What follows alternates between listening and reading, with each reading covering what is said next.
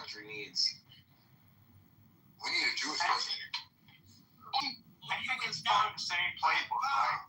Who's going to lead? He's obviously he's photogenic, he's articulate. He does the failings in California is not to live on. And then say, well, you need to mismanage America the way you need to mismanage aspects of California. The rail to nowhere, the train to nowhere, the infrastructure, the fires, the fire response.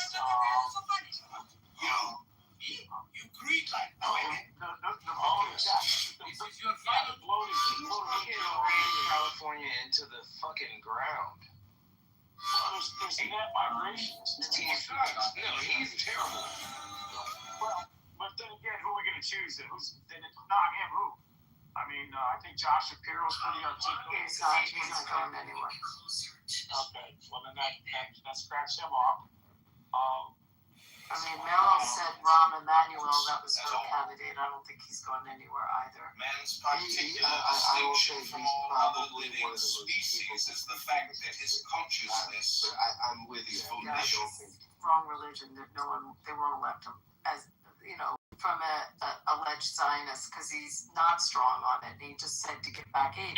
So everybody that's contributed in this country on some level. His own community will go after those comments. But the point is, he can't. In this climate, there's no way he could get elected, even if he was absolutely hit on a mark as the perfect candidate. I mean, the country's too anti-Semitic to do it. So who's left in the Democratic Party, like really as a contender that could start? I mean, would you say it's got to start now? I've heard it floated that Hillary. We would lose 53 states. I know. Guam, Mars. Hospice stuff you're talking about? It's the hospice stuff. There's that, and there's the homeless. The homeless audit, the big, massive homeless audit in Los Angeles. That is unearthing, no accountability of where the money went. So yeah, it's I don't know where it goes. It's not been in the press lately, but David, what would the Republican Party have to do to get you to cross the aisle? Well, as I said, I mean, look, I think the right candidate. Like I said, I heard Ben Sass speak the other day on 60 Minutes, right? So some of us might have heard that guy talk. He was messed. Yeah, he's dying, obviously. So the way the guy speaks and the way he's grounded in his faith and his family and he was listing all these things that you should be about outside of your title, outside of your political position. And to me, that was a refreshing outlook on public service. And I said, if this guy was with the Democratic side, he's going to find consensus. I think we need consensus builders. I mean, there's a reason they call Reagan the Reagan Democrat, right? He's figured it out. Guys, on every turn, he said, look, I know I can't fight you. Let's find a common ground. And that's why he had 8 years absent the Monica Lewinsky debacle. He had, I think, but I think fundamentally, I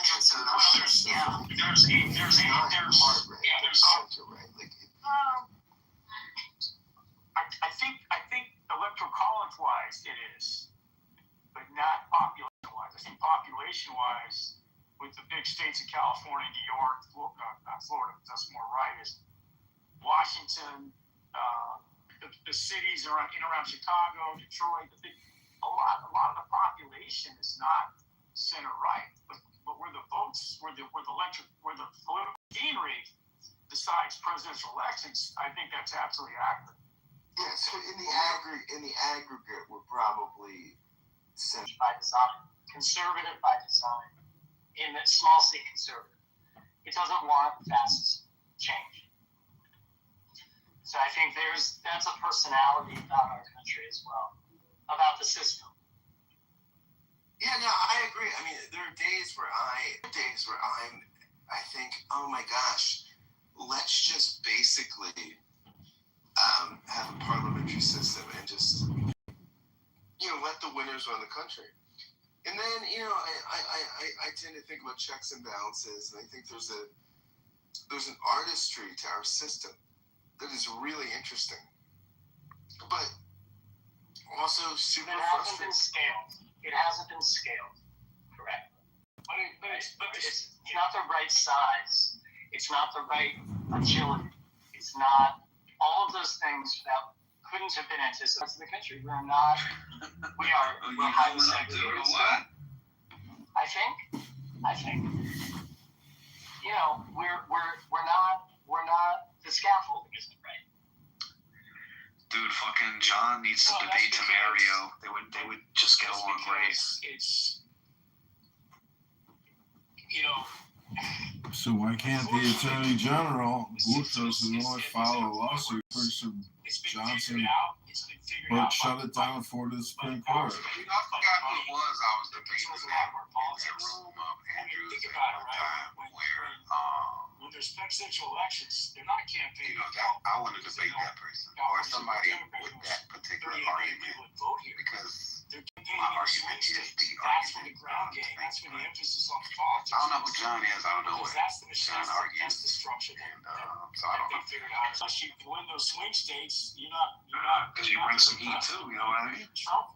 By the way, what did you get from your delivery driver over there? Being from the hood, whatever, however you say it. Bro,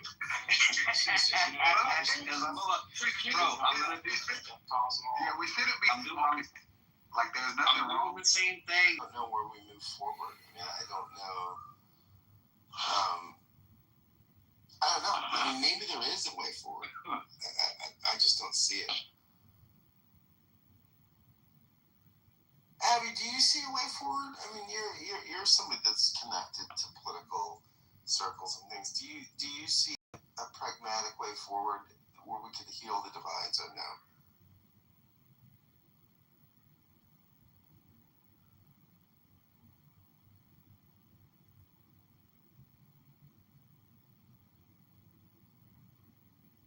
You're going once, Abby, going twice.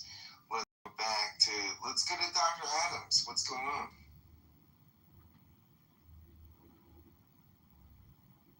Dr. Adams. I don't want to be pessimistic, but I would say almost no. I don't think. Not in the way it is now, anyway. I feel personally like the system now has to collapse. It must, in order for us to That's extreme. So you want so you would rather the. Can you tell that John Kitover, Chicago Mail, is very optimistic about the future because of intelligence? Everyone who has the power to do something is either on the wrong side or not doing anything at all.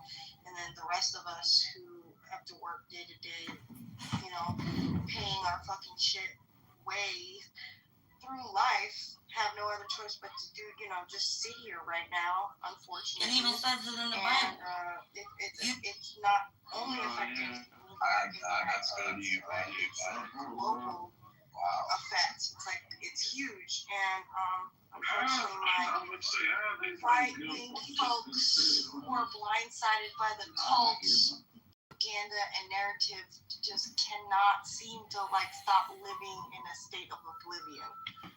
And by that I mean they just don't. Someone earlier was just don't think about those types of things. I just put it to the side. What? Are you even human? How? I can't do it anyway, and that's just me.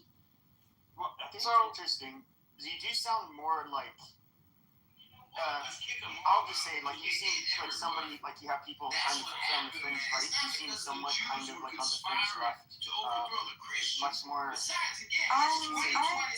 to call myself moderate.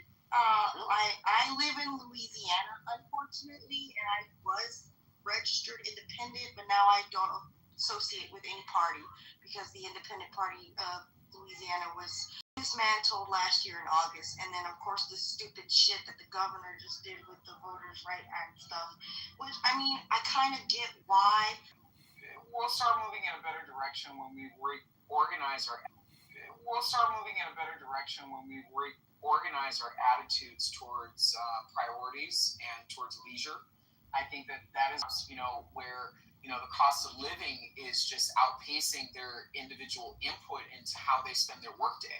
So I think that when we reorganize people's attitudes towards leisures, luxuries, and necessities, I think that we can get more towards a relevant conversation as to who is doing what, who has earned what, who has what, who doesn't, and why. I feel like a lot of that balance really has been ignored for quite some time. And I feel like we need to return back to basics to where people have their own place, they have their own individual input as to how they cultivate resources. I mean, the fact that, you have people buying $20 million homes, I just think that that's laughable. And that's certainly not what America stands for. It's absolutely not.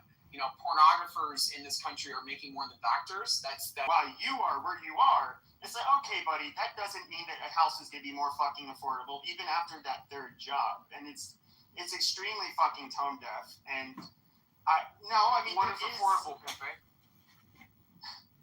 Like you literally What is affordable? Because no. Is out of for most young adults.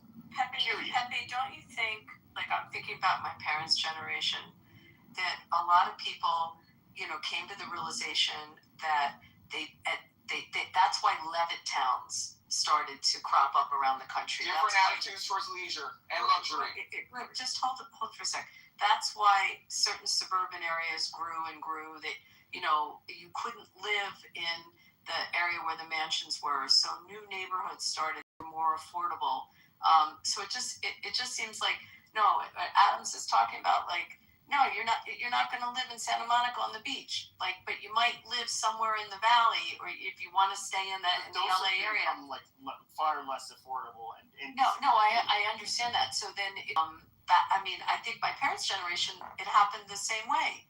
And I use the Levittown because it's an example of I don't know what income level you would say that was middle class or lower middle class at the time when they developed them, but that was they set the pace for master planning of communities. Don Bren, who owns the Irvine Company, actually ran with that same model of equally distributing a inventory of housing that is connected with the jobs and the average income of the place. So when we go into luxuries and comfort as opposed to necessities, these are the type of attitudes that our generation simply will not get on board with to get in line with the affordability of what these economic